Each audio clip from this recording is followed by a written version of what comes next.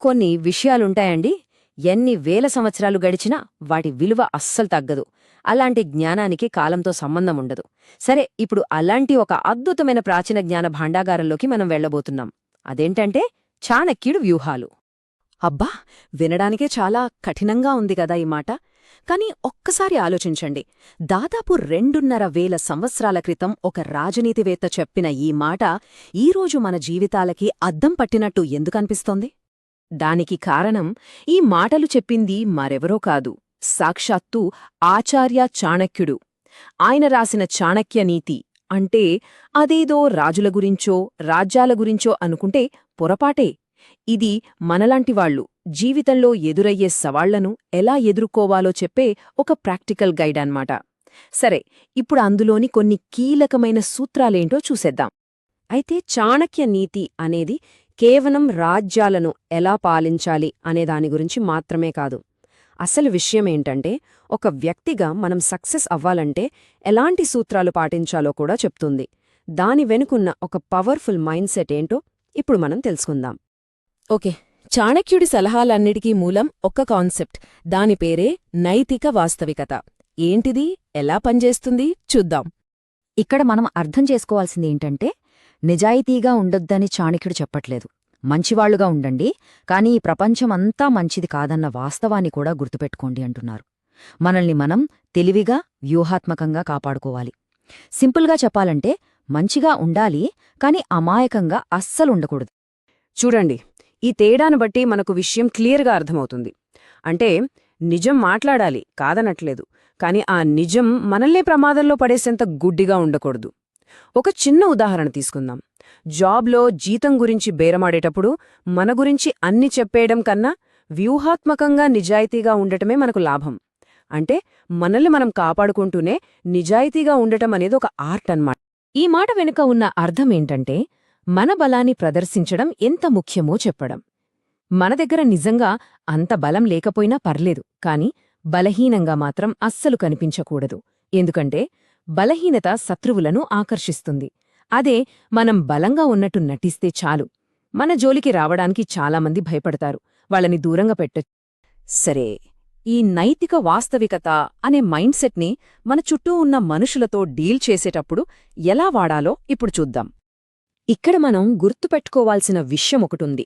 మన సోషల్ రిలేషన్స్ని సరిగ్గా మేనేజ్ చేయాలంటే ఆ సంబంధాల వెనుక ఉన్న అసలు ఉద్దేశ్యాలేంటో అర్థం చేసుకోవాలి. ఎందుకంటే చాణక్యుడి దృష్టిలో ఎలాంటి స్వార్థం లేని బంధాలనేవి చాలా అంటే చాలా అరుదు. ఒక మనిషి ఎంత నమ్మకస్తుడో తెలుసుకోవాలంటే కొన్ని ప్రత్యేక సందర్భాలు ఉంటాయని చాణక్యుడు చెప్పారు. ఇక్కడ చూస్తున్నాం గదా, ఎవరి అస్సలు స్వరూపమైనా కష్టకాలంలోనే బయటపడుతుంది. ఉదాహరణకు, పనివాడి నిజాయితీ పనిలో తెలుస్తుంది. బంధువుల అండ మనకు కష్టాలు వచ్చినప్పుడు తెలుస్తుంది. స్నేహితుడి సహాయం ఆపదలో తెలుస్తుంది. అలాగే మన దురదృష్టంలో ఉన్నప్పుడు మన జీవిత భాగస్వామి ప్రేమేంటో తెలుస్తుంది. ఎందుకంటే అంతా బాగున్నప్పుడు అందరూ మంచివాళ్లలాగే కనిపిస్తారు కదా. ఇక మన వ్యక్తిగత విషయాల గురించి, దీనిపై చాణక్యుడు చాలా స్ట్రాంగ్ వార్నింగ్ ఇచ్చారు. మన రహస్యాలే మనకు అతిపెద్ద బలహీనతగా మారే ప్రమాదముంది. ఈ సలహా వెనుక ఉన్న లాంగ్ టర్మ్ స్ట్రాటజీని మనం అర్థం చేసుకోవాలి. ఈరోజు మనకు ప్రాణస్నేహితుడు అనుకున్న వాళ్లే రేపు శత్రువుగా మారొచ్చు. అప్పుడేమవుతుంది? మన రహస్యాలే వాళ్ల చేతిలో ఆయుధాలుగా మారతాయి. ముఖ్యంగా ఈ డిజిటల్ యుగంలో ఇది ఇంకా ఇంకా ముఖ్యం. ఎందుకంటే ఇప్పుడు మన రహస్యాలు అంటే కేవలం మాటలు కాదు, అవి డేటా. ఓకే, ఇప్పటిదాకా మనుషుల గురించి చూసాం.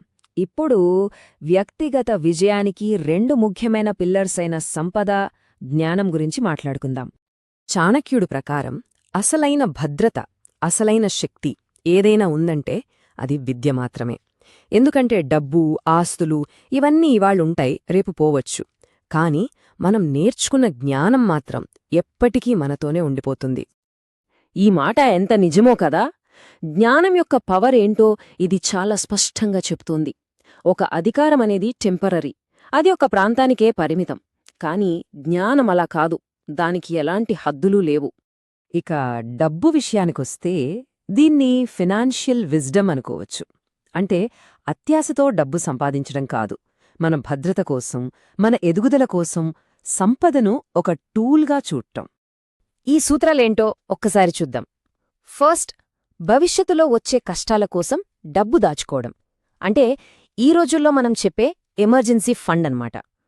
రెండోది, ఆ డబ్బుని తెలివిగా ఇన్వెస్ట్ చేయడం లేదా ఖర్చుపెట్టడం. ఎందుకంటే నీరు ఒకే చోట ఉంటే ఎలా పాడైపోతాయో అలాగే డబ్బు కూడా కదలకుండా ఒకే చోట ఉంటే దాని విలువ కోల్పోతుంది. అయితే ఈ తెలివితేటలన్నీ ఉన్నాయి సరే, కాని ఏ పని ఎప్పుడు చేయాలో ఎలా నిర్ణయించుకోవాలి? అసలొక పని మొదలుపెట్టే ముందు మనల్ని మనం ఏం ప్రశ్నించుకోవాలి?